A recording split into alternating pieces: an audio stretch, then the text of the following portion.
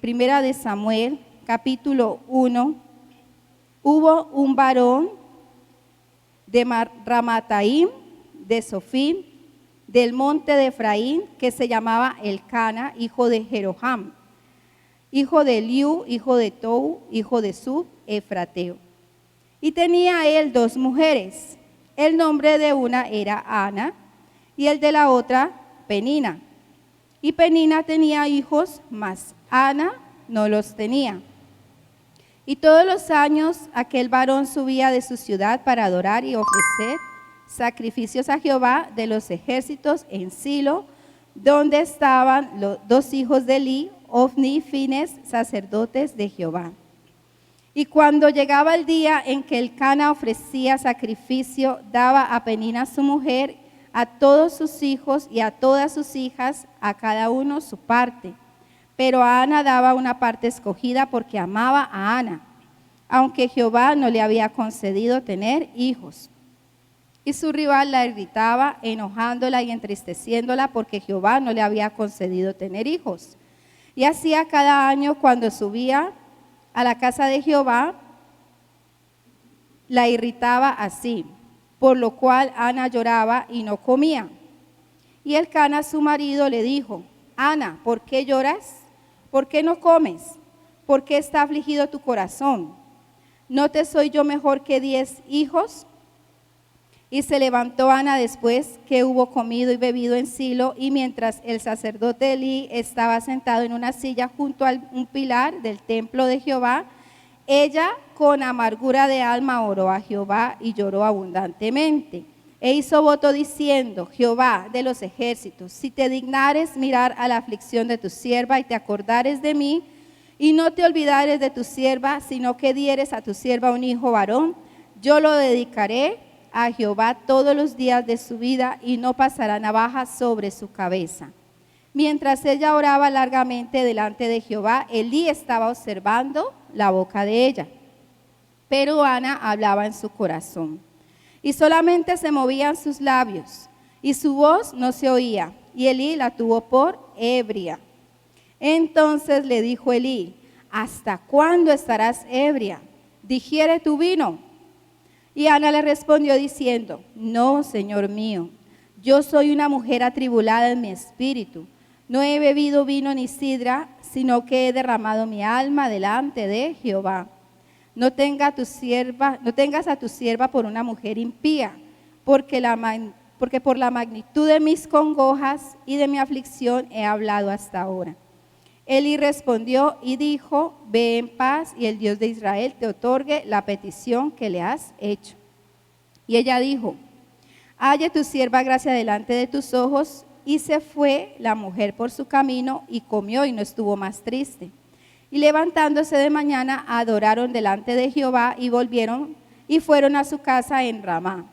Y Elcana se llegó a Ana su mujer, y Jehová se acordó de ella.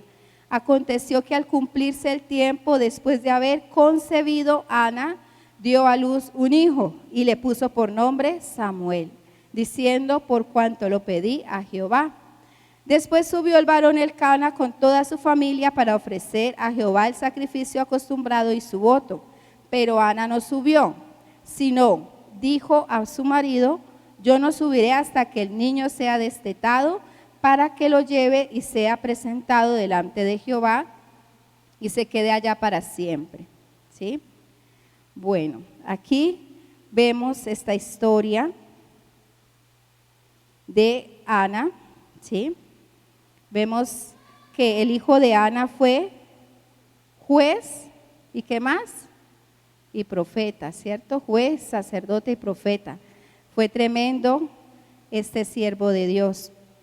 Y quería que nosotros tomáramos el ejemplo de esta mujer como iglesia en general. No hablo solamente a las mujeres, porque la iglesia en general somos los que estamos llamados ¿a qué? A clamar, a orar, a no desmayar. Amén. A derramar nuestro corazón delante de Dios. Hoy vamos a hablar sobre esa oración con propósito, ¿sí? Porque hay diferentes clases de oraciones. Usted ya las conoce. Hay una oración que se convierte en una retahíla interminable, ¿sí? Que a veces nosotros la practicamos muy a menudo. Y hasta se nos ocurrirá decirle al Señor, Señor, lo mismo que te dije ayer, te lo digo hoy, amén. ¿Sí? Gracias por la vida, gracias por los alimentos, gracias por...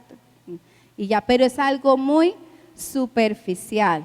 ¿Sí? Llega un momento en nuestra vida cristiana donde nuestra oración se convierte en algo mecánico, algo aprendido y a la final no toca el corazón de Dios, que es el propósito que debe tener nuestra oración. ¿Cuántos están de acuerdo conmigo? Que tu oración debe tener un propósito, ¿sí? No es orar por orar, no es orar por compromiso, porque me toca orar, porque si no oro entonces sé que me debilito y ya no, es una oración con propósito y eso es lo que vemos en este ejemplo. ¿Quién fue Ana? Dice la historia de que ella no tenía el privilegio de tener hijos y en ese tiempo, en esa cultura, las mujeres que no tenían hijos eran tenidas como que fueran maldecidas por Dios, como que no les alcanzó la bendición de Dios a ellas. Y en cambio la rival, Penina, sí tenía hijos e hijas. ¿Sí? En ese tiempo la cultura era así, habían hombres que podían tener varias mujeres, pero con Jesús ¿eso qué? Se rompió, amén. Y sabemos de que Dios le dio a Adán ¿cuántas mujeres? ¿Cuántas Evas? Una solita, ¿sí? Una solita. Vemos este ejemplo de Ana, vemos que aún esta mujer, su rival la irritaba, se burlaba de ella, y me imagino ella yendo como de costumbre cada año a presentar delante del Señor su ofrenda, su dedicación, y ver a la otra mujer acompañada de sus hijos en el camino. ¿Cómo se sentiría esta mujer? Porque era el anhelo de su corazón, ¿sí? Tal vez el anhelo de tu corazón no sea el mismo. El anhelo de tu corazón es algo muy personal, algo muy tuyo, algo de tu casa, algo de tu familia. Pero haz de cuenta que es algo que quieres que se engendre en tu corazón. Ella quería que se engendrara en su vientre una vida. Nosotros queremos que se nos engendre en nuestro corazón algo que lo podamos ver nacer, ¿sí? Un sueño, un propósito, un anhelo que cada uno de nosotros tenemos en el Señor. Entonces debemos identificarnos con esta historia en ese sentido. Hay algo en ti, así como en Ana hubo algo que a ella ella anhelaba, ella deseaba, así mismo en nosotros hay algo que tal vez pensamos de que no se va a cumplir, que está muerto, que Dios ya se olvidó de eso, pero para Dios todo es posible, amén. Quiero que nos enfaticemos en cómo fue el proceso, qué fue lo que cautivó el corazón de Dios, qué fue lo que movió el corazón de Dios para complacerla, para concederle ese deseo. Y yo veo partes muy importantes en esta historia, quiero que me acompañe. En el versículo 10 dice la palabra del Señor que ella con amargura de alma oró a Jehová y lloró abundantemente, ¿sí? Habla de una amargura, pero lo veo más que amargura como el derramar su alma delante del Señor. Y el primer paso, lo primero que identifico en esa oración, es que esta oración era desde el corazón, ¿sí? La actitud que tuvo Ana en ese clamor, no sé si tú lo has experimentado, pero yo sí. Yo he sentido que mi alma se desgarra delante de la presencia del Señor. Siento un dolor en mi corazón y siento que se me quiere salir el alma en medio de una oración. Así debe ser un clamor, así debe ser una intercesión. Así que se derrame, se desgarre tu alma, se desgarre tu corazón delante del Señor. No puede ser una oración más superficial, algo por encima, algo como tan limitado, ¿sí? No, debemos nosotros demostrarle al Señor que de verdad necesitamos eso. ¿Se acuerdan de la historia de Jacob? Cuando luchó con un ángel por una bendición, dice, él le decía al ángel, no te soltaré hasta que me bendigas, ¿sí? No te soltaré hasta que me bendigas. ¿Tú qué estás dispuesto a hacer para que Dios te escuche? ¿Qué estás dispuesto a hacer? ¿Cómo vas a levantar esa oración delante de Dios? Hoy tu oración debe cambiar. Debes examinarte Y debes mirar si tu oración es parecida a la de esta mujer o te falta medida de oración, ¿sí?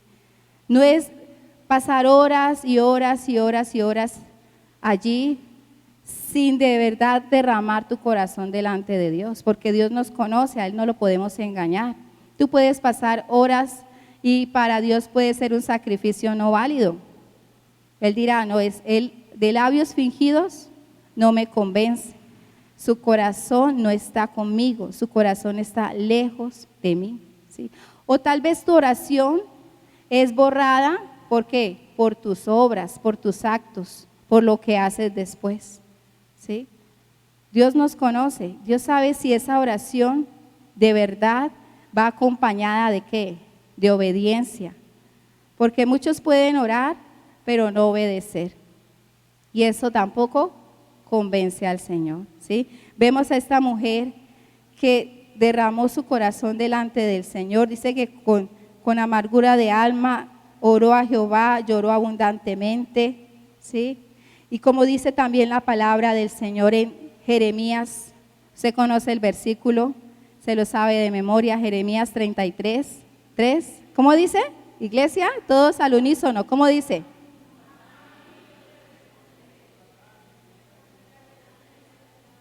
Eso, usted se lo sabe. Dice, clama a mí. Debemos creer a las promesas del Señor. Si Él dice clama, ¿qué debemos hacer nosotros? Pues clamar. Pero ¿cómo es ese clamor? ¿Tú te has examinado cómo es tu clamor delante del Señor? ¿Sí? ¿Tú te has examinado si estás dando todo de ti delante de la presencia del Señor? Si has buscado un momento, un espacio, un rincón de tu casa para derramar tu corazón delante del Señor, o solamente lo has dejado como algo opcional, algo por si acaso, ¿sí? Porque a veces buscamos primeramente la solución en lo más palpable, en lo que podemos coger, en lo que podemos alcanzar con nuestras manos, y dejamos de última opción a Dios, ¿sí? Por eso es que a veces nuestras oraciones no tienen respuesta, porque no nos derramamos delante del Señor, ¿sí? Y como a veces el pastor nos exhorta y nos dice, ¿hace cuánto tú no derramas una lágrima delante del Señor? ¿Sí? ¿Hace cuánto? Tú no te derrites ese corazón que se vuelva como una gelatina allí, que se derrita delante de la presencia del Señor. ¿Hace cuánto? No somos sensibles a la presencia del Señor, nos hemos endurecido y no permitimos que Dios obre, ¿sí? O solamente le cumplimos a Dios en ciertos aspectos de nuestra vida, pero en lo que no queremos que nos toque, hasta allí nomás, hasta allí nomás. Y Dios quiere bendecirnos, Dios se deleita en responder nuestras oraciones, Dios desea nuestro bienestar, Dios desea lo mejor para nosotros, pero Él no puede otorgarnos a nosotros las cosas si somos esos niños consentidos, esos niños mimados, esos niños caprichosos, ¿sí? Porque a veces nos volvemos como esos niños que son así malcriados, ¿sí? Dios quiere bendecir a una iglesia que de verdad le busque, que de verdad se comprometa con Él, amén. Entonces el primer paso que encontramos aquí en la oración de Ana es que ella hacía su oración ¿desde dónde? Desde el corazón, tanto así que si tú sigues leyendo la historia, ¿qué pasó? El sacerdote la miró y la vio como moviendo los labios allí, postrada, y él estaba convencido de que esta mujer estaba ebria. ¿Cómo sería? Ella se desconectó del mundo, lo que a veces nos falta hacer a nosotros. Se desconectó del mundo alrededor, se le olvidó todo, se tiró al piso y empezó a hablar con Dios. Y el sacerdote la miraba y decía, esta mujer, qué vergüenza venir al templo, a la casa de Dios en esa condición. Y la exhortó, la regañó, mujer, digiere tu vino. Sí, digiere tu vino, ¿cómo así que vienes a la casa de Dios en esa condición? Y la actitud de Ana no fue de grosería, sino que ella fue humilde y le explicó, ¿sí? Entonces, ¿cómo sería esa actitud? Se desconectó y se concentró en clamarle al Señor. Es lo primero, iglesia, que debemos hacer. Si usted quiere que su oración tenga propósito, que su oración tenga respuesta de parte de Dios, debe dar más. Si estás dando el 10%, si estás dando el 20%, no es suficiente. Si no es suficiente con lo que estás haciendo. No te conviertas en una persona conformista. Así como Dios dio todo por nosotros, nosotros también debemos dar el todo. Amén. Demostrarle al Señor que damos todo por Él. Demostrarle al Señor que Él es lo primero en nuestras vidas. Que nuestra oración tenga ese sentido, ¿sí? Esa devoción, ese anhelo, ese deseo de Dios, esa hambre, esa necesidad de mostrarle al Señor esa hambre. ¿Usted ha visto esos perritos que velan cuando estamos comiendo? Esos perritos velones. Así nosotros debemos ser delante de la presencia del Señor, desesperados, velando, necesitados de la presencia de Dios, pero demostrarle al Señor nuestra necesidad. Amén. El segundo aspecto, y yo quiero que se enfoque en este que es muy importante, ¿sí? Y depende de ese aspecto que la respuesta de Dios venga a nuestras vidas, es que esa petición que le hacemos a Dios debe tener un propósito que trascienda todas las generaciones, que alcance a muchas personas. Porque mire el sentido de la oración de Ana. Yo quiero que vaya conmigo, sigamos la lectura allí en el versículo 11 de la palabra. Dice que ella hizo un voto. ¿Qué es un voto? Una promesa, un pacto, un compromiso. Y nosotros pedimos y pedimos, clamamos, pero como que hasta allí nomás, como que no hacemos un voto, una promesa. ¿Qué le dijo Dios? ¿Qué le dijo, Ana a Dios? Dice, hizo voto diciendo, Jehová de los ejércitos, si te dignares mirar la aflicción de tu sierva, te acordares de mí. Si no te olvidares de tu sierva, sino que dieres a tu sierva un hijo varón, yo lo dedicaré a Jehová todos los días de su vida, y no pasará navaja sobre su cabeza. Qué tremendo compromiso. Lo que ella anhelaba, lo que ella deseaba, tener un hijito nomás. Pero ella que dijo, si tú me lo das, yo te lo consagro a ti. O sea, ella era desprendida porque sabía para quién. ¿Para quién pedía? Para el rey, ¿sí? Así como en la oración de una madre, siempre está el enfoque de decir, mis hijos que Dios permitió que yo engendrara, fueron creados ¿para qué? Para ser adoradores del Dios Altísimo. Amén, madres. Así oramos nosotras las madres por nuestros hijos, que lo que se engendró en nuestro vientre no va a ser para aflicción de nuestro corazón, no va a ser para tristeza, no va a ser para amargura, sino para qué? Para deleite, para orgullo, para alegría, ¿sí? Para que sean siervos del Dios Altísimo. Eso fue lo que dijo Ana, esa fue su petición. Señor, si tú me das un hijo, yo lo voy a consagrar a ti, te lo entrego a ti. Y ella, no, yo creo que en su mente no estaba el que después Dios me tiene que dar más, no. Ella solamente quería tener ese privilegio, ¿sí? De ser mamá, porque es algo hermoso, algo inexplicable. Las que hemos tenido ese privilegio lo sabemos, desde que se engendra ese bebé en nuestro vientre, el sentir esa vida en nuestro vientre, el poder alimentarle, el poder verle crecer. Sí, aún si salen de casa siguen siendo esos hijos amados, es algo muy especial, ¿sí? Ese era el deseo de Ana en este momento y vemos cómo ella se desprendió, hizo un compromiso con Dios. Y es ahí donde está el meollo del asunto, ¿sí? Si lo que tú le estás pidiendo a Dios es con un propósito, ¿sí? ¿Y en qué consiste ese propósito? Señor, dame una casa. ¿Para qué? Para que yo viva tranquilo. ¿Y para qué más?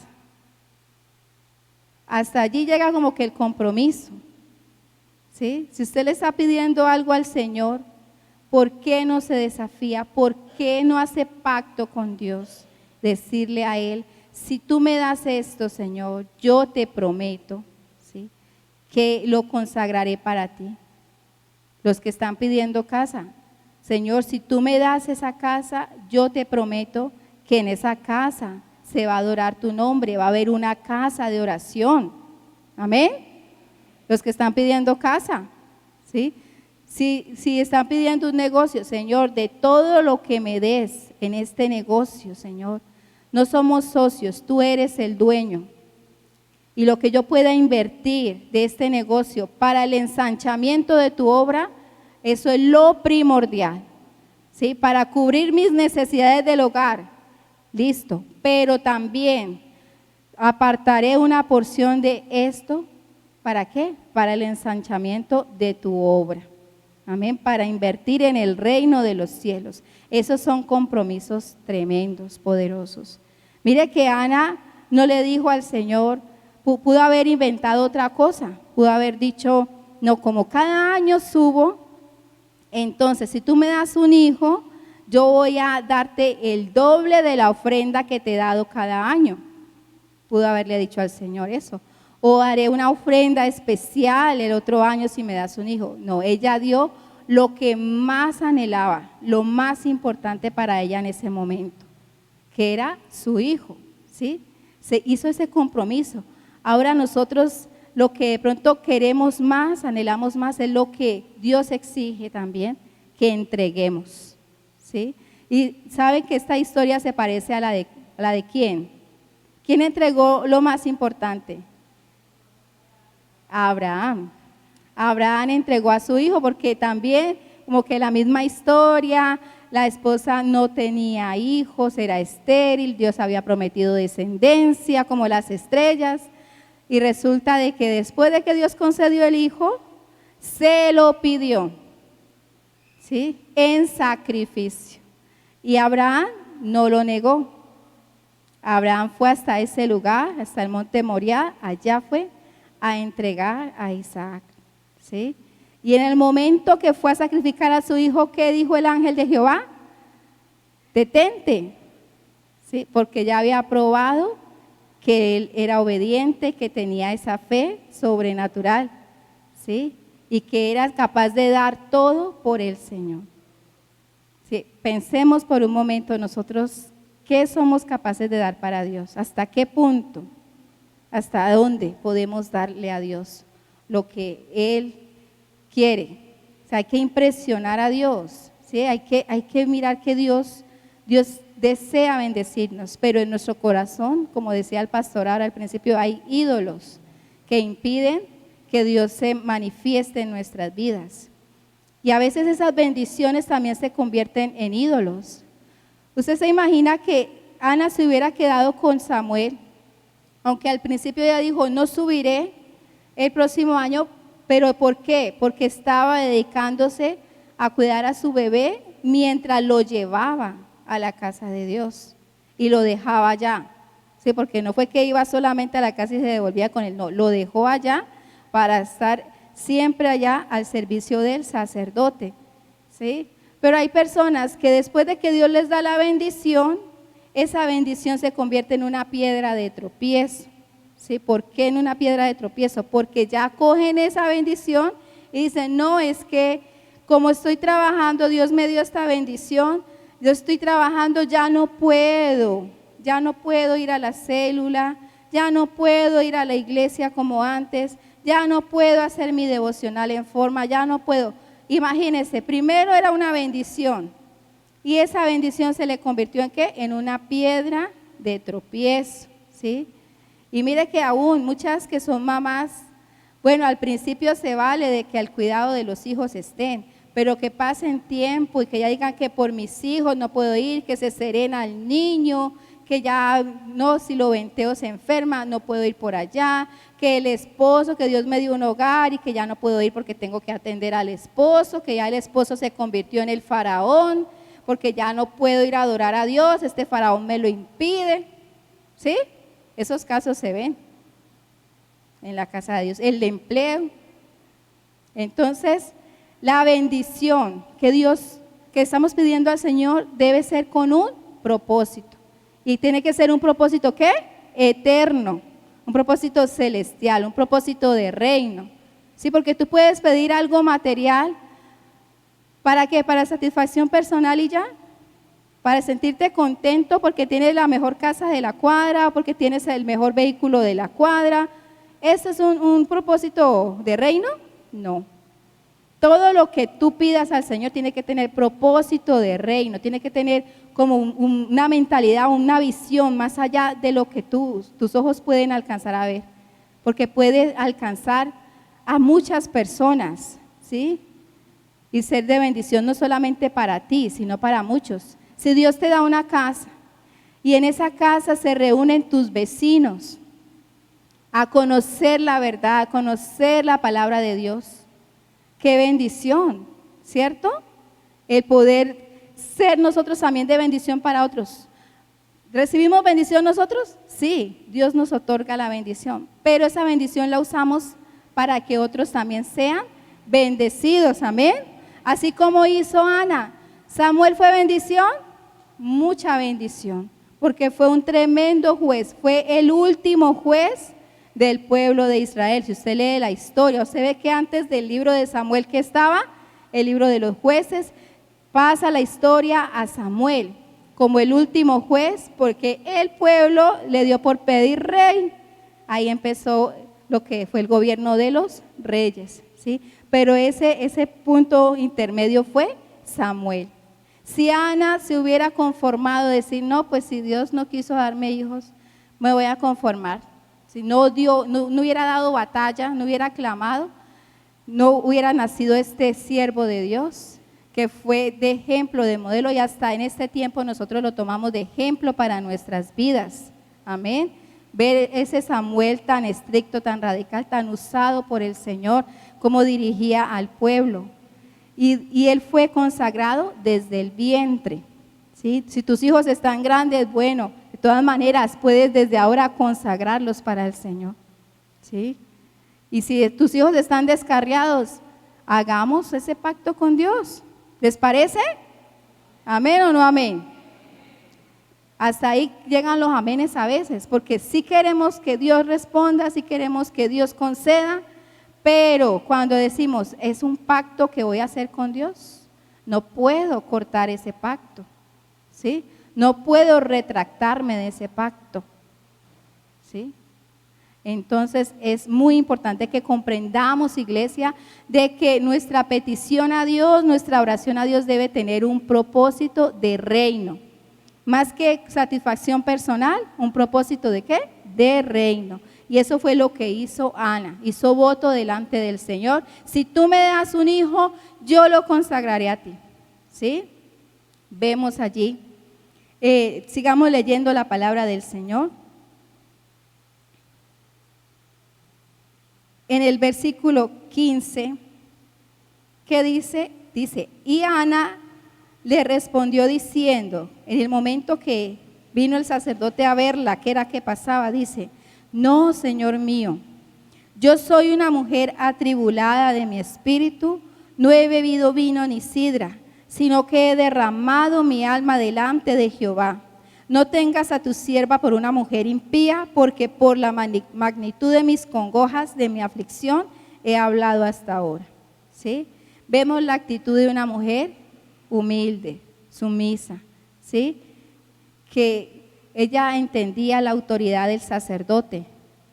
Y aunque el sacerdote estaba en otros asuntos, no entendía lo que estaba pasando allí.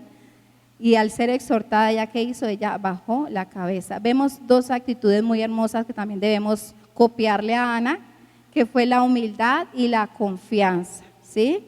La confianza, porque dice allí en el versículo 18, ella dijo, halle tu sierva gracia delante de tus ojos, y se fue la mujer por su camino y comió, y no estuvo, ¿cómo? No estuvo más triste. ¿Qué hizo ella? Se descargó. Eso nos falta a veces a nosotros.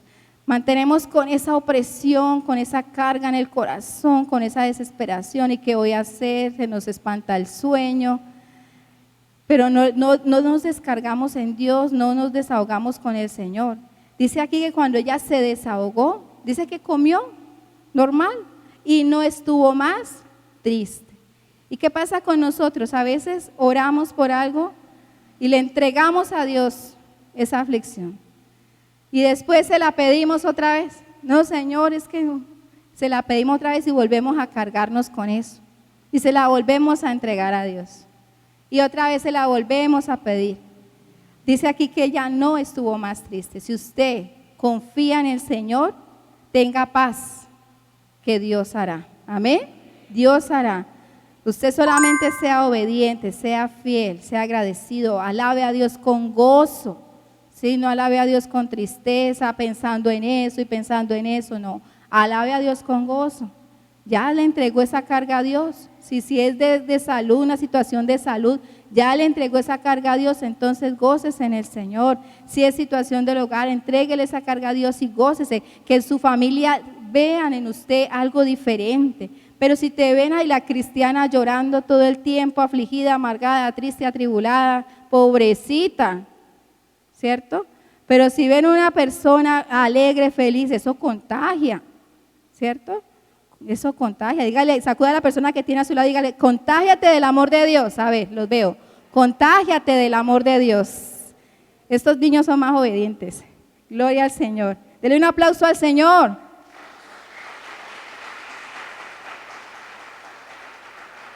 ¿Qué es lo primero que debemos hacer, iglesia? Orar con el corazón. Amén. Entonces, anótelo ahí. Primer paso para tener la respuesta de Dios, debo orar con el corazón, derramar mi corazón. ¿Qué es lo segundo? Que esa oración tenga también una promesa a Dios. ¿Sí?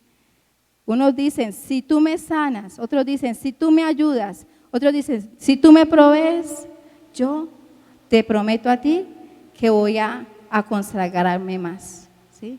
Si tú me das, yo te prometo ser más fiel a ti, ser más dedicado a ti. Te voy a servir. Amén. ¿Cuánto le van a servir al Señor? Bueno, entonces esas promesas debemos cumplirlas. Yo también le he dicho mucho al Señor en mi intimidad, muchas cosas. Le he dicho al Señor, si tú me ayudas con esto, yo te prometo esto, fidelidad, lealtad, obediencia, servicio, me voy a desgastar en tu obra, que los años pasen, que me envejezca, pero esas fuerzas las voy a entregar, ¿en qué? En tu obra. Sí, no hay nada más deleitoso, nada más alegre, sí, que tenga tanta satisfacción como uno desgastarse en la obra de Dios. ¿Cuántos están de acuerdo conmigo? Es bueno desgastarse en la obra de Dios, porque tú puedes llevar 5, 10, 15, 20 años en una empresa y le inviertes tus fuerzas, tus energías a esa empresa, ¿sí? Tu sabiduría, tu inteligencia se la inviertes a esa empresa y resulta que a esa empresa le dio la gana de botarte. Después de 15, 20 años de servicio dice, ya eres obsoleto, ya hay otra persona más idónea para este puesto. Muchas gracias, hasta luego, y te sacan.